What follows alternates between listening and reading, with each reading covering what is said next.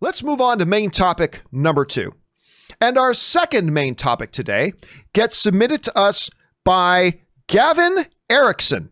And Gavin Erikson writes, "Hey, John and Rob, I saw that the Nielsen ratings have recently, where are we at here? I saw that the Nielsen ratings have recently launched a ratings list specifically for streaming shows, and that their new top 5 has shows like Mandalorian and your favorite Schitt's Creek. I was kind of surprised by the overall top 10. What do you think of this, and what do the numbers tell us?" All right, thanks a lot for sending that in, man. And yeah, the Nielsen ratings, have traditionally been, and the name of the Nielsen ratings are forever synonymous with television success. Every year, everything's about, it's time for the ratings. The ratings are coming in. If you used to watch television in the 80s and 90s, they would often joke about that and talk about that. The ratings are coming in. The Nielsen ratings were all important. It told television who was watching what shows were successful, what shows were not. Now, we live in a different era now, of course. We live in an era of streaming and a lot of that stuff. But the Nielsen ratings have adapted. And now the Nielsen ratings themselves have their own rating system. And that's been out just a short while ago. They kind of put those out. But as we look at the numbers now, it is kind of interesting. Let's go on over and take a look. What are the top 10 shows in streaming at this moment? At number 1 is The Queen's Gambit. By a long shot, by the way. It is the number 1 show that's being streamed right now is still Queen's Gambit. Now, it probably won't be that in 2 months, but right now, that is the number 1 most watched show on streaming, Rob, is Queen's Gambit. That is a Netflix show. And you're going to see it should be pretty much all Netflix on this list except for one. And the number 2 most watched show? The Office. The Office. I mean, it is, The Office is streaming gold. And listen, but Queen's Gambit is not going to stay at number 1 for long, but The Office is still going to be there. People still go back and watch reruns of The Office every single day. So The Office is there. But number 3, Rob, the only non-Netflix show on this list, Mandalorian, comes in at number 3. So that's, and that's only a couple of episodes into its season. Like all the episodes of Queen's Gambit are out right now. So yeah, that has a little bit to play into it too.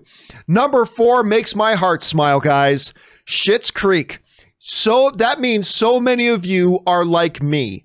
You never paid any attention to this show. You probably never even heard of this show. And then all of a sudden it came out of nowhere and won everything at the Emmys. Like literally swept everything. Best actor, best supporting actor, best actress, best supporting actress, best writing, best directing, best show. It won everything. And so like me, a lot of you guys are like, well, maybe we should check this out. And you are, and it is one of the greatest shows out there. And I'm so glad so many of you guys are checking out that Eugene Levy show, Schitt's Creek. Number 5 is that Netflix thing, Holiday. Number 6, Grey's Anatomy. Rob, this show is, this thing was an iconic show like in the early 2000s, and it is still running and is still super popular. Number 7, Criminal Minds. Number 8, NCIS. Number 9, The Haunting of Bly Manor is still way up there. And at number 10, The Great British Baking Show. So those are the top things that we've got out there right now. So that's really interesting. And I think there's a couple of things that we need to glean from this. Number 1, that while big original shows like Mandalorian and Queen's Gambit will pop up here and do all that stuff, the reality is right now, library content, curated content like The Office, like Grey's Anatomy, like Schitt's Creek and all that kind of stuff. Curated content is still king when it comes to streaming. I mean, it is, we remember back in 2019, 80% of Netflix's streaming bandwidth was for rerun curated shows that weren't actually Netflix shows. To 20% of their streaming stuff was for original content that they created. Now, we're going to see that shift as time goes on, but as of right now, I mean, the curated content is still king. The second thing it tells us is that Mandalorian is really, really popular. That's the other thing that tells us that Mandalorian is still super popular. Maybe not as popular as Michael Scott right now, but it is still outrageously popular. And the other thing it tells us, Rob, with Queen's Gambit sitting up there, the right show, streaming show, can be king even over the curated content. So I think it's a really interesting list. Rob, when you take a look at this list, what stands out to you the most, and what do you think that a list like this kind of tells us? Well, I think it tells us that we're in the midst of a huge sea change in terms of how we see entertainment.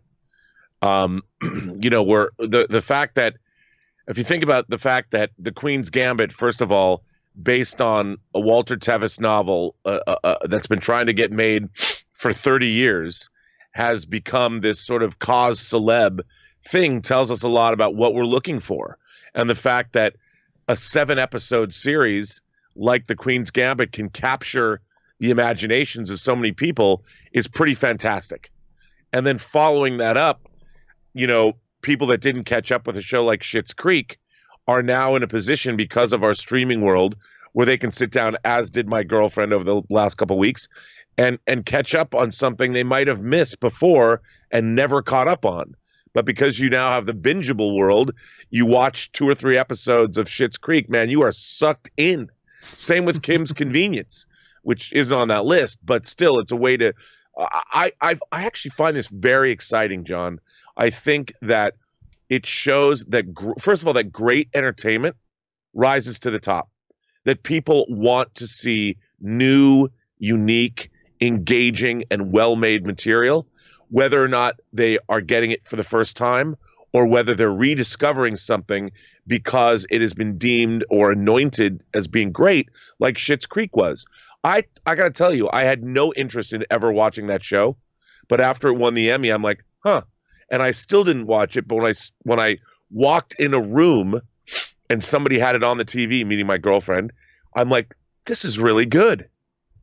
And I maybe in the streaming world before that, I never would have seen Schitt's Creek, but because somebody was binging it, I sat down and started watching. And I think this means that entertainment, as much as COVID and all that, I think entertainment, great entertainment, is very healthy. And it shows that people still want to watch great, well-made, well-written, well-acted stuff. And that means that Hollywood, maybe our movie theaters are shut down, but the magic of great entertainment still matters. Yeah, great storytelling is great storytelling. So the question is for you guys, what do you make of a list like this? Or is there any on those lists that are really shocking to you or still up there? Like The Office, a show that's been off the air for what? 7 years? I can't remember how long it's been off the air now, and it's still like the most watched thing out there. What does it tell you? Jump down into the comment section below and let us know your thoughts. All right, guys.